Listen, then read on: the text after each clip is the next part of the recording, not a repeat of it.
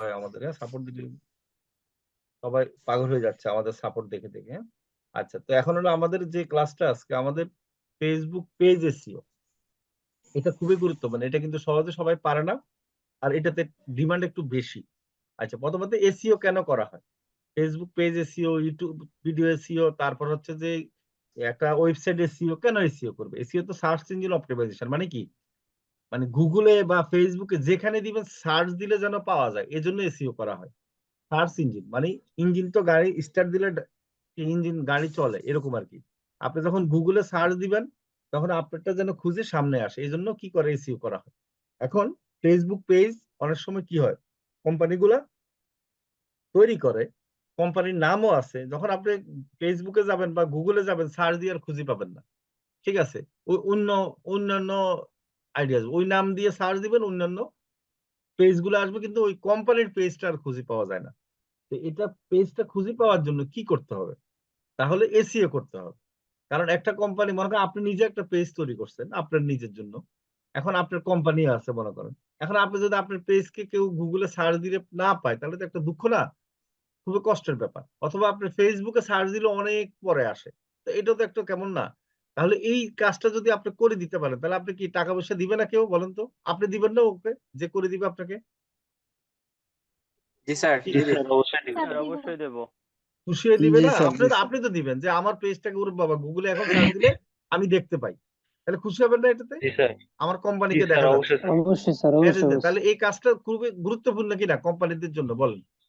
জি sir, অনেক জি sir, গুরুত্বপূর্ণ sir. খুব অবশ্যই গুরুত্বপূর্ণ। এটা হচ্ছে যে একবারে সহজ কাজ, কিন্তু এই কাজটা হচ্ছে যে ভালো টাকা ইনকাম করা যায়। আমি এবার বলে দিলাম, আপনারা এই কাজটা করে সবাই ইনকাম করতে পারবেন। কারণ ফেসবুক পেজ সবাই খুলতে পারে, কিন্তু এসইও সবাই পারে না। এবং স্যার একটা কথা বলছিলেন। জি বলেন। জি স্যার, বলছিলেন যে আমাদের যে পেজের মধ্যে, তারপরে এই যে ইনস্টাগ্রাম, এগুলা যে সাইট গুলো আছে আমাদের, এগুলোর জি মধ্যে লাইক ফলোয়ার আর কি বাড়ানো যায়। জি জি।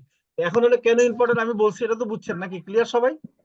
জি জি স্যার, জি ক্লিয়ার অবশ্যই স্যার, অবশ্যই ক্লিয়ার স্যার। এসইও আচ্ছা, খুব মোস্ট ইম্পর্টেন্ট স্যার এখন ক্লিয়ার। আসেন, এখন ডিজিটাল আপনি যদি মার্কেটিং। একটা পেজকে এসইও করে দিতে পারেন কাউকে, বা গুগলে এনে দিতে পারেন, তাহলে সেই কোম্পানি আপনাকে 2000 টাকা দিবে, একবারে মিনিমাম, বাংলাদেশও দিবে।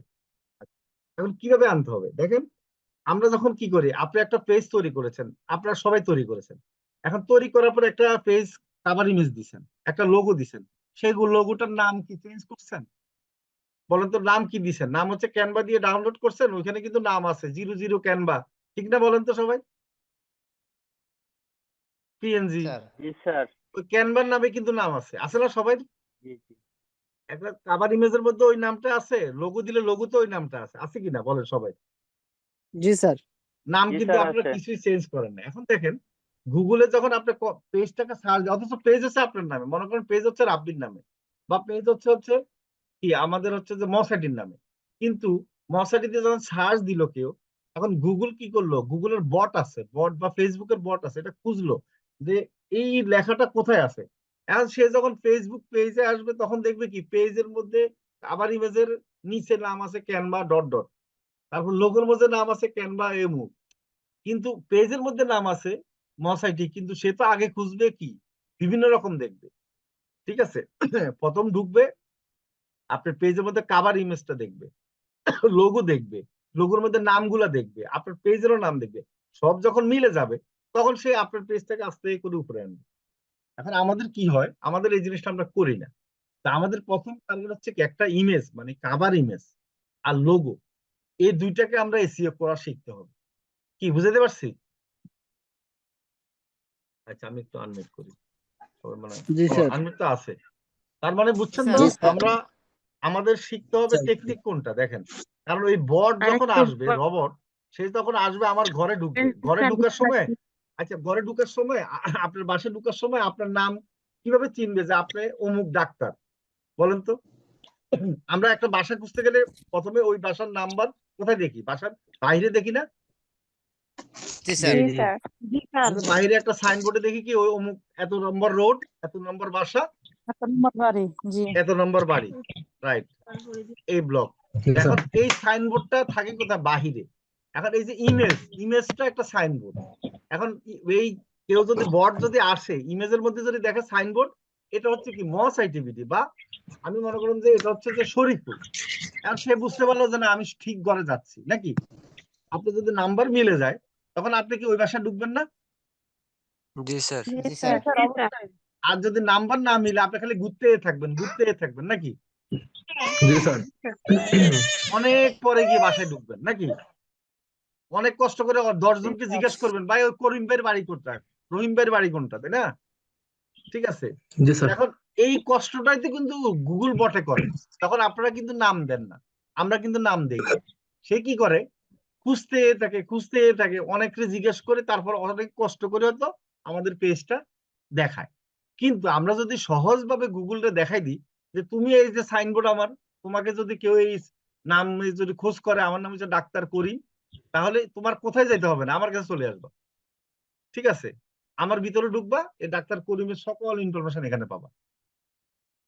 আশা করি ক্লিয়ার নাকি সবাই? জি স্যার। জি স্যার। গল্প আকারে বলি, গল্প আকারে বলি কেন জানেন? আলহামদুলিল্লাহ স্যার। যেন আপনাদের মনে স্যার থাকে নাকি। এই গল্পটা মনে থাকবে জি না? স্যার। জি এই স্যার, গল্পটা থাকবে স্যার গল্প ইনশাআল্লাহ। কিন্তু আবার গুগল বট কিন্তু গল্প না, এটা সত্য। গুগলের একটা বট আছে, এটা জানেন?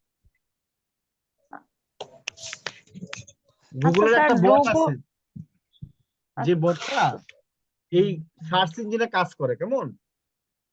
জি স্যার। ঠিক আছে। জি এখন স্যার। আমরা কি করতে হবে, আমরা হচ্ছে ইমেজ এসইওটা শিখবো আজকে, কেমন? সবাই এই আচ্ছা স্যার। ফলো ভাবে আপনার 70% এসইও হয়ে যাবে, আর বাকি 30% আমরা দেখাবো ওই পেজের ভিতরে কিভাবে আমরা এসইও করবো, কেমন? জি স্যার। ওকে, ওকে, ধন্যবাদ রাব্বি, সুন্দর করে দেখাই দেয়। ওকে। আমাদের মোবাইলও দেখাবে, কম্পিউটারও দেখাবে, কারণ ভবিষ্যতে আপনাদের কম্পিউটারও থাকবে, অনেকের কম্পিউটার আছে, তাই না? ঠিক আছে, ওকে স্যার, দুইটা option ঠিক আছে। দেখাবে। তাহলে স্যার ইমেজ এসইও এবং হচ্ছে পেজ এসইও দুইটা দেখিয়ে দিচ্ছি। আচ্ছা, দুইটা দেখে দাও একবার টোটালি। হ্যাঁ, ওকে, ধন্যবাদ। তাহলে আমাদের কোনো প্রবলেম হবে না। ওকে, থ্যাংক ইউ স্যার আপনাকে। আপনাকে অসংখ্য ধন্যবাদ কিছু দিক নির্দেশনামূলক কথা বলার জন্য। আসলে স্যার যে কথাগুলো বলে, এগুলো কথা যদি আমরা একটু ভালোভাবে শুনি, কারণ গল্প আকারে, তাহলে কিন্তু সেটা আমাদের সবসময় মনে থাকবে। কারণ গল্পের আকারে যে কথাগুলো আমরা শুনেছি আমাদের শৈশব থেকে, সেই কথাগুলো কিন্তু আমাদের সবসময় মনে থাকে আসলে। তো আপনাকে ধন্যবাদ স্যার আপনাকে। ওকে, আমি হচ্ছে কম্পিউটার এবং আমাদের মোবাইল ফোন দুইটা দিয়ে এখন আমি হচ্ছে এই যে এসইওটা আছে আমি এটা দেখিয়ে দিচ্ছি। তো ফার্স্ট অফ অল আমাদের হচ্ছে আমি ডেস্কটপ দিয়ে দেখিয়ে দিচ্ছি।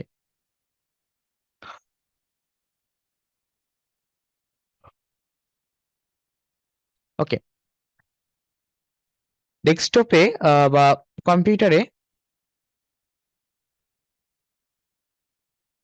আমাদের হচ্ছে সবসময় আমরা দিস পিসি থেকে যাই আমাদের যে ইমেজ গুলো আছে। তো আমি এখানে একটু ইজিলি দেখানোর চেষ্টা করছি। আমি একটা ইমেজে যাচ্ছি, ইমেজে যাওয়ার পরে আমি সেই ইমেজটাকে এখন এসইও করব। ওকে, আচ্ছা আমি এখান থেকে একটা ইমেজ নেই।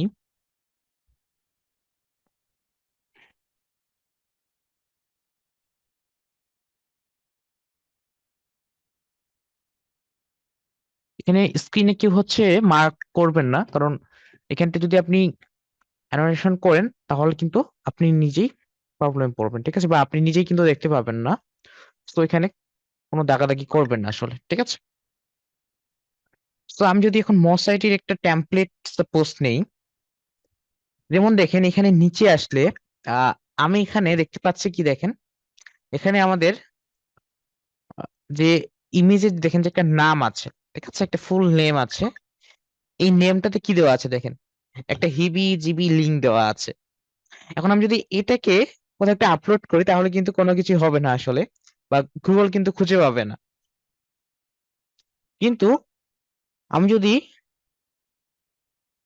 এখানে হচ্ছে এই ইমেজটার নামটাকে এডিট করে দেই তাহলে কিন্তু তখন গুগল আমাদেরকে খুঁজে পাবে। সো আমরা এখন এটাই করব। আচ্ছা, আমরা হচ্ছে ইমেজটাকে নামটা রিনেম করার জন্য ফার্স্ট অফ অল এটাকে সিলেক্ট করে রাইট অপশনে ক্লিক করব। রাইট অপশনে ক্লিক করার পরে আমরা প্রপার্টিস অপশনে যাব। দেখেন প্রপার্টিস।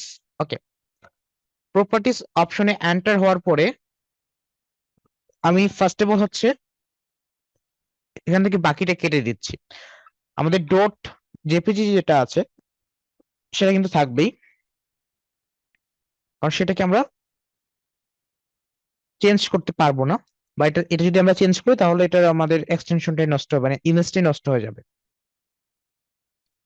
তো তার জন্য আমরা কি করব, এখানে মনে করেন যে যেহেতু এটা মস আইটি ফিডির, তো আমি এখানে লিখছি মস আইটি। আচ্ছা, এখানে কিন্তু একটা আন্ডারস্কোর দিতে হবে, ঠিক আছে, স্পেস ব্যবহার করা যাবে না, আন্ডারস্কোর দিতে হবে আমাদেরকে। এখানে কখনো আমরা কিন্তু স্পেস দিব না, আমাদেরকে আন্ডারস্কোর দিতে হবে। সো আমি এখানে মস আইটি আন্ডারস্কোর আইটি, তারপরে এগেইন আন্ডারস্কোর, দেওয়ার পরে বিডি, জাস্ট এতটুকুই আমরা এখানে দিব। দেওয়ার পরে আমি এন্টার দিলাম। দেখেন এখন কিন্তু আমাদের যে নামটা আছে এটা কিন্তু সম্পূর্ণ চেঞ্জ হয়ে গিয়েছে, ঠিক আছে, সম্পূর্ণ চেঞ্জ হয়ে গিয়েছে। যার ফলে কি হবে, এখানে আমাদের নামটা আমরা চাইলে চেঞ্জ করে মোসাইটি বিডি দিয়েছি, আমরা চাইলে এখানে দিতে পারতাম মোবাইল ফ্রিল্যান্সিং এটসেট্রা।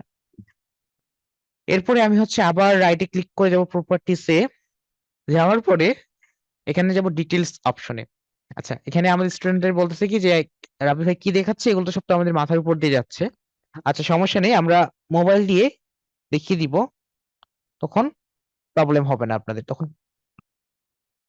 দেওয়ার পরে আমরা ওকে অপশনে ক্লিক করব এখান থেকে। ওকে, তারপরে কিন্তু আমাদের এটা রিনেম হয়ে গিয়েছে।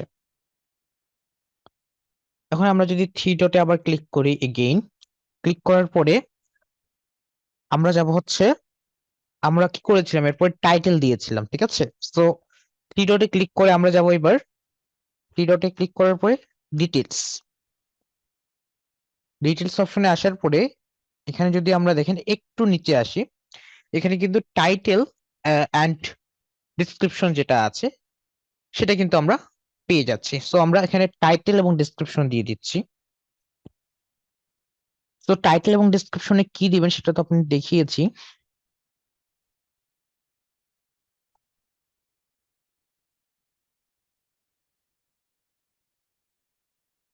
দেওয়ার পরে ওকে,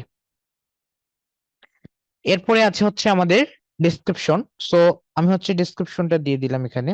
একটা ডিসক্রিপশনে আমরা একটা ডিসক্রিপশন দিয়ে দিতে পারি, একটা 500 ক্যারেক্টার বা 200 ক্যারেক্টারের মধ্যে একটা ছোটখাটো ডিসক্রিপশন লিখতে পারি, বা 1000-এও দিতে পারেন আপনারা।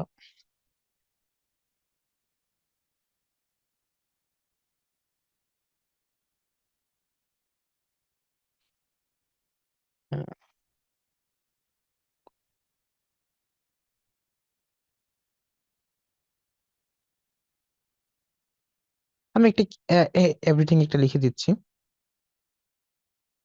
দেন ওকে দিয়ে দিব। বর্তমান বিশ্বের সবচেয়ে জনপ্রিয় ও সম্ভাবনাময় সেক্টরের একটি হল ডিজিটাল মার্কেটিং, যার রয়েছে অনলাইন ও অফলাইনে কর্মসংস্থানের বিপুল সম্ভাবনা। আপনি ছেলে, মেয়ে, কর্মজীবী কিংবা গৃহিণী যাই হন না কেন, আজই ডিজিটাল মার্কেটিং শেখা শুরু করে দিন, নিজেকে আর্থিকভাবে স্বাবলম্বী করুন। প্রজেক্ট ও অভিজ্ঞ প্রশিক্ষকের সমন্বয়ে এই কোর্সটি করলে আপনি ভালোভাবে শিখবেন কিভাবে এসইও করে একটি ওয়েবসাইটের ভিজিটর বাড়ানো যায়, কিভাবে সোশ্যাল মিডিয়া মার্কেটিং করতে হয়, কিভাবে কিওয়ার্ড রিসার্চ করে আপনার কিংবা আপনার ক্লায়েন্টের সাইটকে র‍্যাঙ্ক করা যায়, কিভাবে কন্টেন্ট লিখতে হবে যা সার্চ ইঞ্জিনে সহজে র‍্যাঙ্ক হবে, কিভাবে ফেসবুক সহ অন্যান্য সোশ্যাল মিডিয়াতে অ্যাড করা যায় এবং কিভাবে অ্যাড করলে ভালো ফলাফল পাওয়া যায়, কিভাবে গুগল সহ অন্যান্য সার্চ ইঞ্জিনে অ্যাড সেটিং ও ম্যানেজমেন্ট করতে হয়, কিভাবে ইমেল কিংবা বাল্ব মার্কেটিং করে নিজেদের সেল বাড়াতে হয়, পার্সোনাল কিংবা কর্পোরেট ব্র্যান্ডিং কিভাবে করতে হয়, কিভাবে লিড জেনারেট করতে হয় এবং অডিয়েন্স ফোকাসিং এর মাধ্যমে নিজের কাঙ্ক্ষিত ক্রেতা কিংবা ক্লায়েন্ট খুঁজে নিতে হয়। শিখতে পারবেন ভিজুয়াল কন্টেন্ট যেমন গ্রাফিক্স কিংবা ভিডিও এডিটিং এর বেসিক সহ অর্গানিক মার্কেটিং এর প্রয়োজনীয় 30+ টুলস এর ব্যবহার।